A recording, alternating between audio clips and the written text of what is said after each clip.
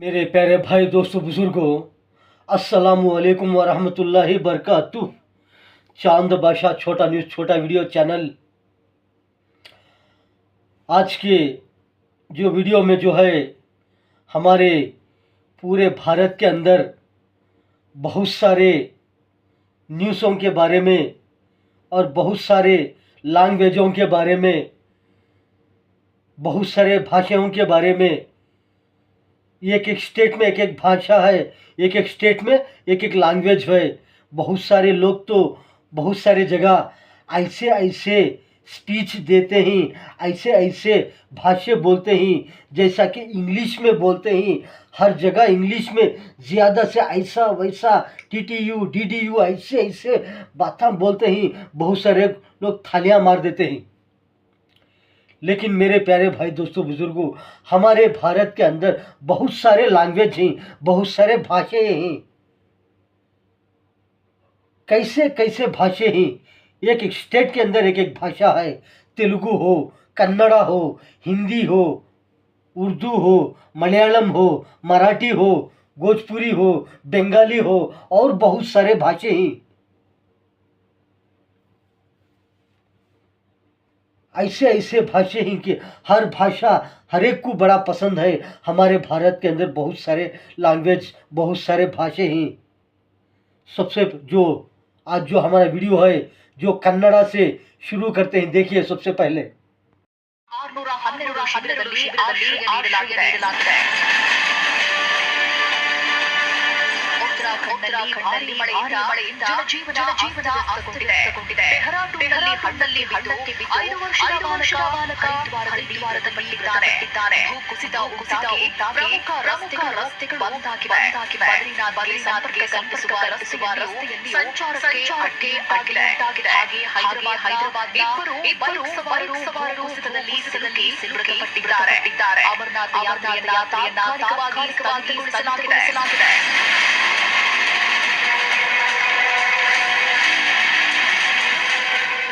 ರಾಜ್ಯದ ಪಶ್ಚಿಮ ಘಟ್ಟದಲ್ಲಿ ಮಳೆಯ ಅಬ್ಬರ. ಇತ್ತ ರಾಜ್ಯದ ಪಶ್ಚಿಮ ಘಟ್ಟದಲ್ಲಿ ಮಳೆ ಕಡಿಮೆಯಾಗ್ತಿಲ್ಲ. ಅಬ್ಬರ ನಿಲ್ಲುತ್ತಿಲ್ಲ. 3 ದಿನದಿಂದಲೂ ಅಂತ ಸುರಿಯುತ್ತಿರುವ ಮಳೆ ಇಡೀ ಉತ್ತರ ಕನ್ನಡ ಜಿಲ್ಲೆಯನ್ನೇ ಮುಳುಗಿಸಿಬಿಟ್ಟಿದೆ. ಕಾರವಾರ ತಾಲೂಕಿನ ಗ್ರಾಮದಲ್ಲಿ ಮನೆ ಮುಂದೆ ಹೀಗೆ ಇದೆ ನೋಡಿ. ಅವೈಜ್ಞಾನಿಕ ರಾಷ್ಟ್ರೀಯ ಕಾಮಗಾರಿಯಿಂದಲೇ ಅವಾಂತರವಾಗಿದೆ. 50ಕ್ಕೂ ಹೆಚ್ಚು ಮನೆಗಳಿಗೆ ನುಗ್ಗಿದೆ.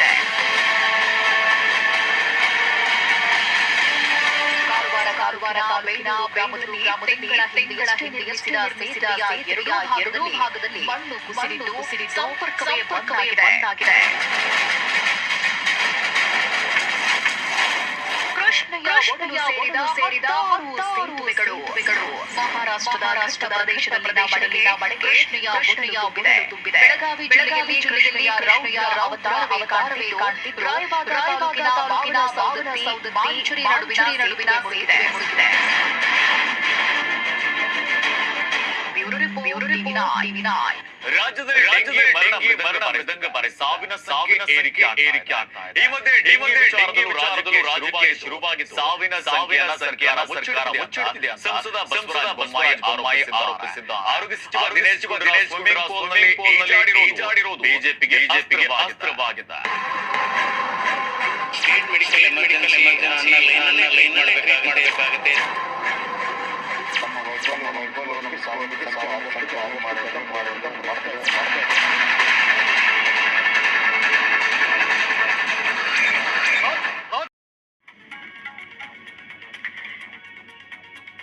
Budget was presented in February earlier this year during an encounter with terrorists in Jammu and Kashmir's Kulgam on Saturday.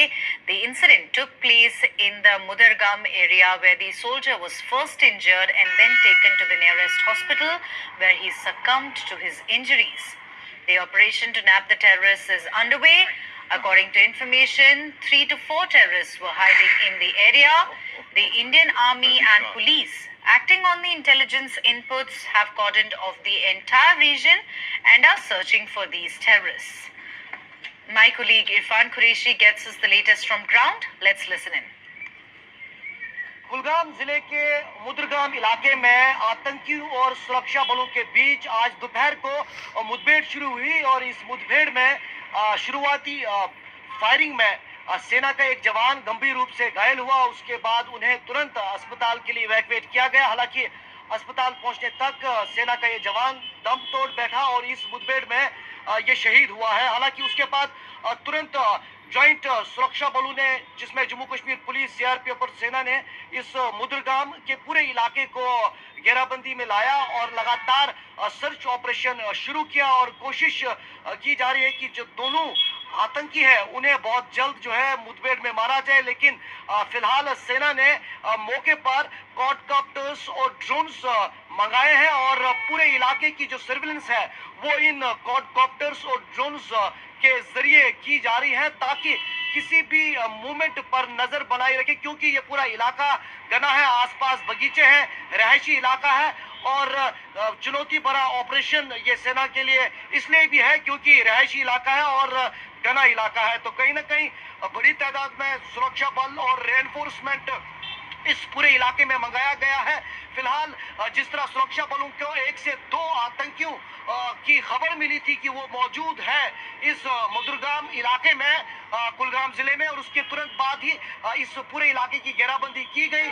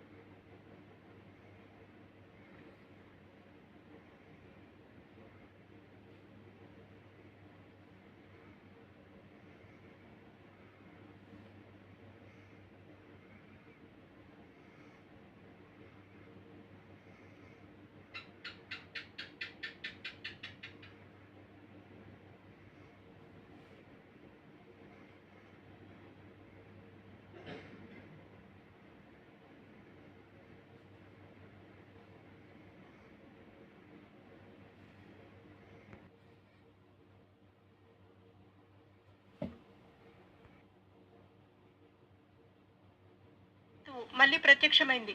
దీంతో వన్యప్రాణి ప్రేమికుల సంతోషానికి అవధులు లేకుండా పోయింది. నల్లమల అభయారణ్యంలో ఈ జంతువు సంచరిస్తుండగా అటవీ శాఖ అధికారుల కంటపడటంతో ప్రత్యక్షంగా చూసి నిర్ధారించుకుని ఆనందంతో పొంగిపోయారు.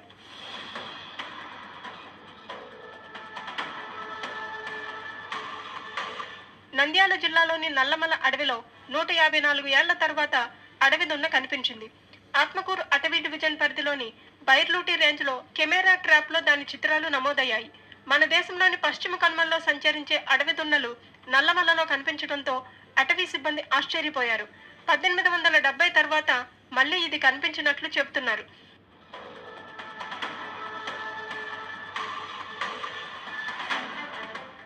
ఈ ఏడాది జనవరిలో వెలుగోడు రేంజ్ లో మొదటిసారి అడవి దున్నను గుర్తించినట్లు అటవీ అధికారులు తెలిపారు. అక్కడి నుంచి అది గత నెలలో బైర్లూటి రేంజ్ లోకి వచ్చిందని పేర్కొన్నారు. కర్ణాటక వైపు నుంచి ఈ దున్న కృష్ణా నదిని దాటి నల్లమలలోకి ప్రవేశించి ఉంటుందని భావిస్తున్నారు.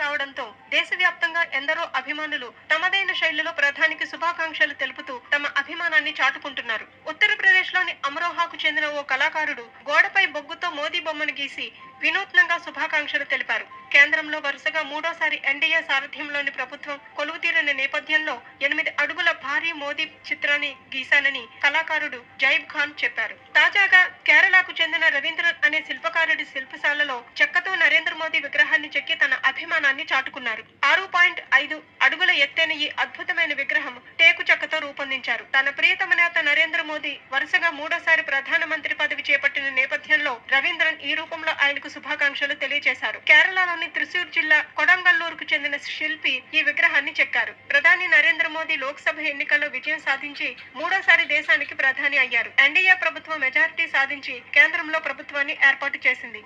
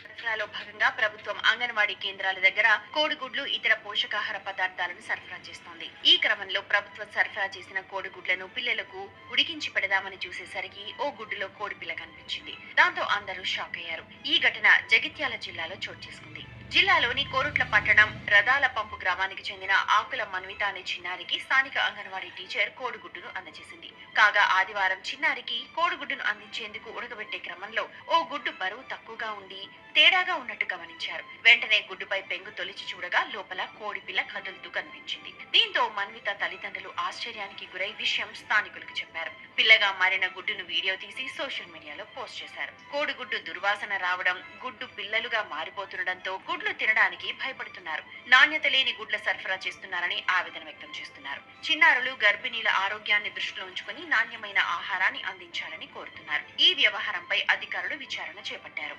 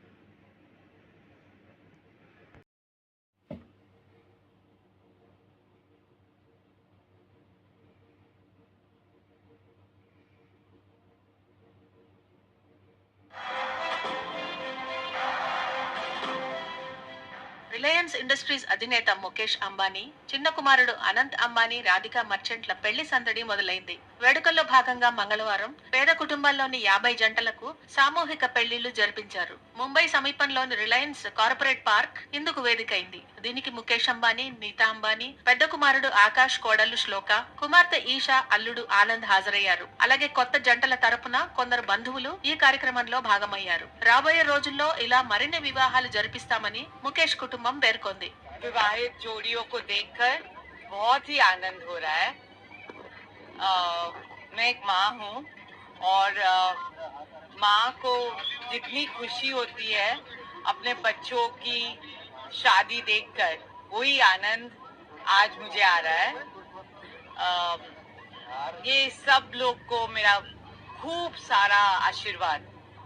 अभी आज से हमारे बच्चे अनंत और राधिका के शुभ लग्न की सब उत्सवें शुरू हो रहे हैं और ये शुभ कार्य के लिए मेरा सौभाग्य है मैं यहाँ आई हूँ। और बस ये बच्चों को सबको देखकर खूब आनंद हो रहा है। अब उनका जीवन सुखमय हो, यही इच्छा है, भगवान से यही प्रार्थना है। ఈ సందర్భంగా కొత్త జంటలకు భారీగా కానుకలు అందాయి. బంగారు మంగళసూత్రాలు, వివాహ ఉంగరాలు, ముక్కు పుడక, వెండి మెట్టెలు, పట్టీలు అందించారు. అలాగే పెళ్లి కుమార్తెకు స్త్రీధనం కింద 1.01 లక్షల రూపాయలు చెక్ అందించారు. అంతేకాకుండా ఒక ఏడాదికి సరిపడా సరుకులు అందజేశారు. గ్యాస్ స్టవ్, మిక్సీ, ఫ్యాన్, పరుపులు, దిండ్లు, గిన్నెలు కూడా ఉన్నాయని జాతీయ మీడియా కథనాలు తెలిపాయి. అతిథులందరికీ భారీ విందు ఏర్పాటు చేశారు. నూతన దంపతులు ముఖేష్, నీతా వద్ద ఆశీర్వాదం తీసుకున్న దృశ్యాలు వైరల్ గా మారాయి.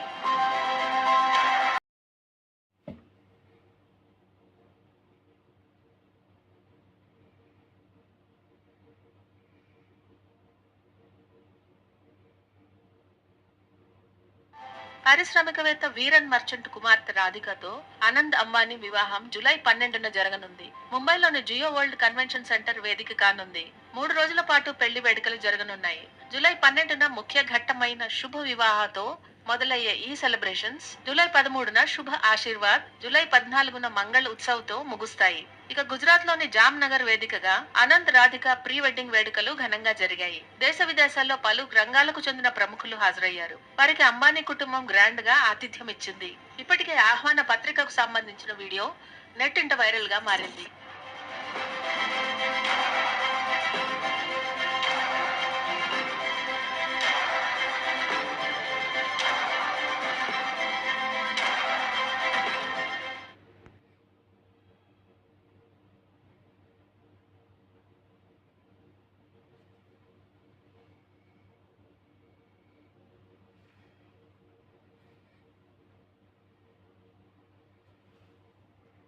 ఇంటికి పిలిచి అతని మర్మాంగాన్ని కోసేసింది ప్రేయసి. ఈ దారుణ ఘటన బీహార్ లో చోటు చేసుకుంది. ఆత్మహత్యాయత్నం చేస్తుండగా ఆ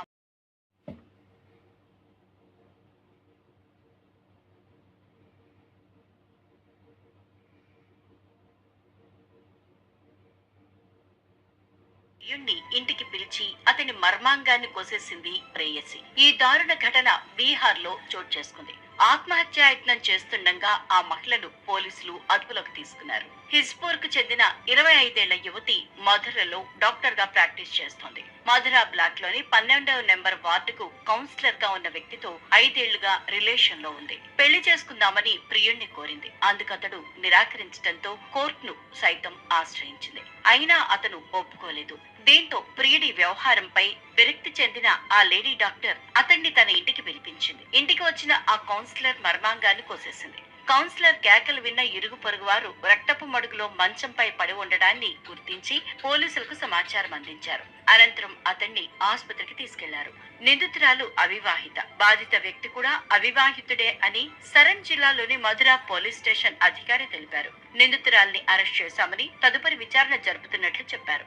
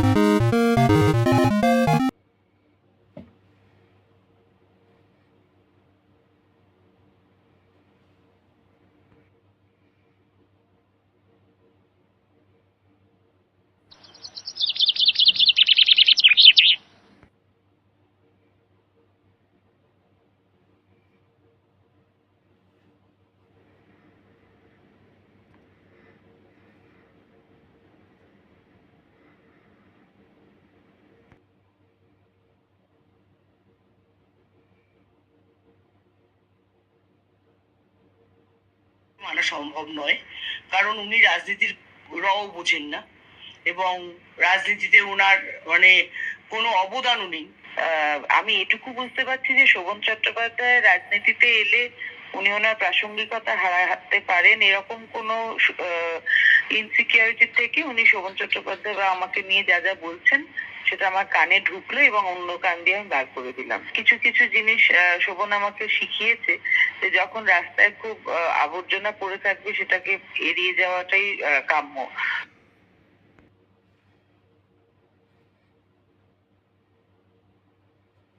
সম্ভাবনা জোরালো।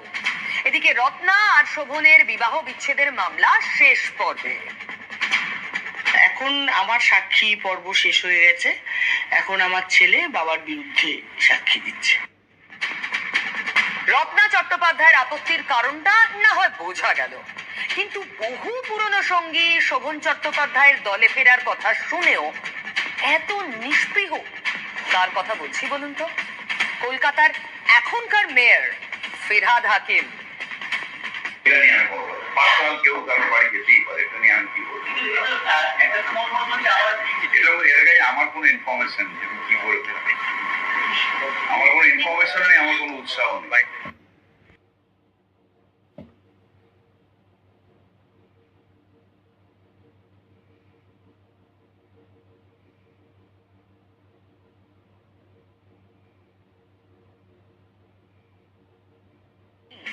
এতদিন একসঙ্গে কাজ করেছেন, এক দল করেছেন।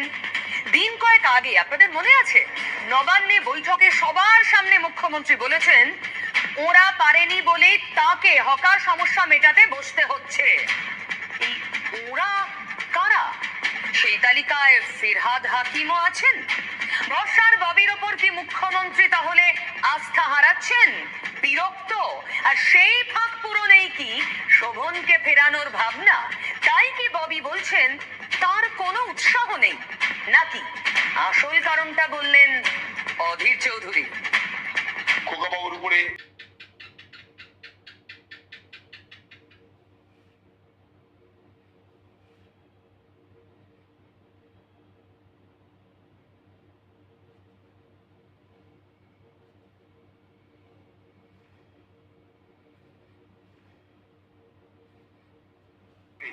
দিদি তার নিজের যে ওল্ড ট্রাস্টেড হ্যান্ড সেগুলোর উপরে বেশি বিশ্বাস করছে। Old is gold, old horse is best to ride, old wine is best to drink, old wood is best to burn. দিদি তাতে বিশ্বাস করে। পুরনো লোক যারা, পুরনো সাথী যারা, তাদের উপর ভরসা করে করো। ছেলে ছোকরাদের উপরে ভরসা করে লাভ নাই। কখনো ছুটি নাই, কখনো থাকে, কখনো রাগ দেখায়, কখনো চলে যায়। দিদির দলে কর্তৃত্বের লড়াই শুরু হয়েছে।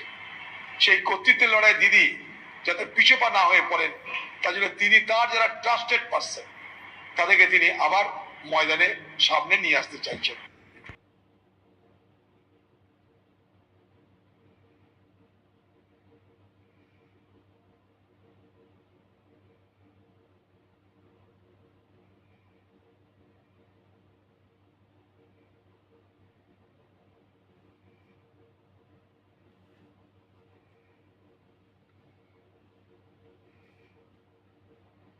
এবার বিদায়ের কোনো খবর আছে কি? দেখুন, এই প্রশ্নটা গতকালও টোটকাটা করেছিল। কথাতেই বলে বহু কথা আর বহু দোষ, তাই ভেবে চিন্তে কথা বলতে হয়। রাজনীতি আবার সেই নিয়মের ধারও ধারতে চায় না, সেখানে তো কথাতেই কথা বাড়ে। 24-এর ভোটের পর সেই কথাতেই যত বাড়াবাড়ি, বুঝলেন? পরাজয়ের পর থেকেই রোজ রোজ চালিয়ে খেলছিলেন দিলীপ ঘোষ, এই সেদিন পর্যন্ত। তারপর দিল্লি গেলেন, কিন্তু বাংলায় ফিরেই হঠাৎ মুখে কুলু পাতলেন। মর্নিং ওয়াকে স্পষ্ট বললেন সংবাদ মাধ্যমকে একটা কথা বলবো না, যা বলার জনগণকে বলবো। তবে শুক্রবার বললেন ফোনে, অনেক কিছু বললেন। শনিবার আবার চুপ।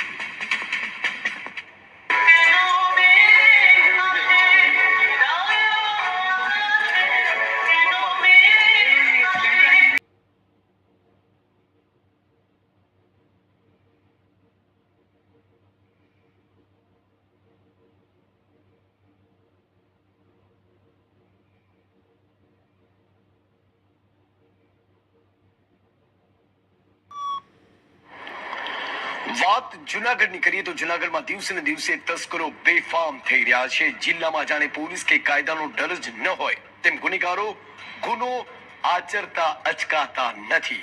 પરંતુ પોલીસ ધારે તો મંદિરની બહારથી ચપ્પલ પણ ચોરી ન થાય. પોલીસ ધારે તો કોઈ ગુનેગાર ચોરી કે લૂંટનો વિચાર કરતા ડરે. ત્યારે જુનાગઢ પોલીસે ગણતરીના કલાકોમાં એક લૂંટનો ભેદ ઉકેલ્યો. પણ આ લૂંટારૂ વિશે અને તેમણે કરેલ લૂંટ વિશે તમે જાણશો તો તમે પણ વિચારમાં પડી જશો. કારણ કે લૂંટારૂ માટે કેશથી કિંમતી કેશ છે. શું છે કે ઘટના જાણીએ આ ક્રાઇમ રિપોર્ટમાં.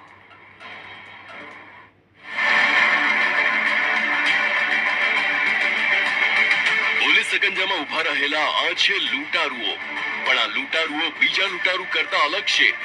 ના કરી રૂપિયાની લૂંટ, ના કરી સોનાના દાગીનાની લૂંટ, ના કોઈ આંગડિયા પેઢીમાં ચલાવી લૂંટ કે ના કોઈના ઘરમાં ઘૂસીને કરી લૂંટ. આ લોકો માટે છે કેશથી કિંમતી કેશ. ટીવી સ્ક્રીન પર આપ જે આરોપીઓને જોઈ રહ્યા છો, આ આરોપીઓએ જૂનાગઢમાં છરીની અણીએ એક દિલ ધડક લૂંટને અંજામ આપવાનો ગુનો આચર્યો અને આખરે પોતાની જ જાળમાં ફસાઈ ગયા. આ છે માનવ વાળ લૂંટ કેસ. છરીની અણીએ 36 કિલો વાળની લૂંટ. જૂનાગઢમાં અજીબ લૂંટનો કિસ્સો સામે આવ્યો છે, જ્યાં મેંદરડા નજીક જામકા ચોકડી પાસે 3 શખ્સોએ છરી બતાવી માનવ વાળની લૂંટ કરી ફરાર થઈ ગયા. જોકે પોલીસે ગણતરીના કલાકોમાં જ આરોપીઓની ધરપકડ કરી લીધી. 23 સીસીટીવી કેમેરા, ઇકોની પાછળ લખેલ દોસ્તી. માનવ વાળની લૂંટમાં 3ની ધરપકડ. મૂળ સાવરકુંડલાના લીખાડા અને હાલ મેંદરડામાં રહેતા અને વાળ લેવેચનો વ્યવસાય કરતા બાલુભાઈ વાઘેલા સાવરકુંડલાના લીખાડા ગામેથી 36 કિલો વાળનો થેલો લઈને બાઇક પર મેંદરડા આવવા નીકળ્યા હતા. મેંદરડા નજીક જામકા ચોકડી પાસે પહોંચતા જ અજાણી કારે બાઇકને ઊભું રખાવ્યું. કારમાંથી ઉતરીને શખ્સોએ છરી બતાવી વાળની લૂંટ કરી લીધી. 36 કિલો વાળની કિંમત બજારમાં અંદાજે 1.44 લાખ થાય છે. લૂંટના ભોગ બનનારે પોલીસનો સંપર્ક કરતા પોલીસે આ અંગે આસપાસના વિસ્તારમાં નાકાબંધી કરી. નાકાબંધી દરમિયાન વાળની લૂંટ કરનાર કોડીનારના દલ આસિફ જુમા અને શકીલ મોહમ્મદ સોલંકી તેમજ દીનુ બાલુ સોલંકીની નતાડિયા નજીકથી ધરપકડ કરી. પોલીસના જણાવ્યા પ્રમાણે લાંબા વાળનું ખૂબ જ મોટું માર્કેટ છે. વાળ લેવા માટે શેરીએ શેરીએ ફેરિયાઓ આંટા મારતા હોય છે અને લાંબા વાળ એકઠા કરી હોલસેલમાં ઊંચી કિંમતે વેચે છે. પોલીસે આરોપીને મુદ્દામાલ સાથે ઝડપી પાડ્યા છે.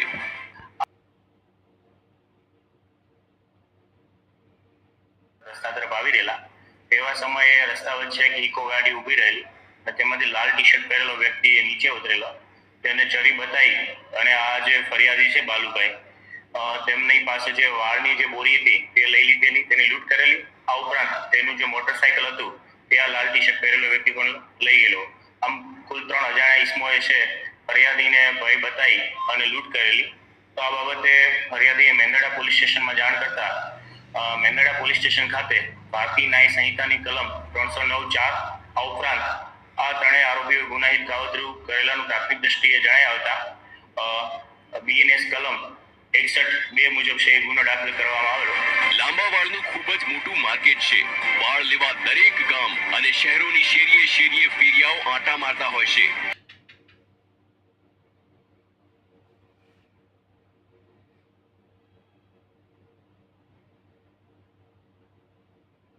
मतमोजणीसाठी यंत्रणा सज्ज. देशात पुन्हा कोण याकडे सगळ्यांचं लक्ष.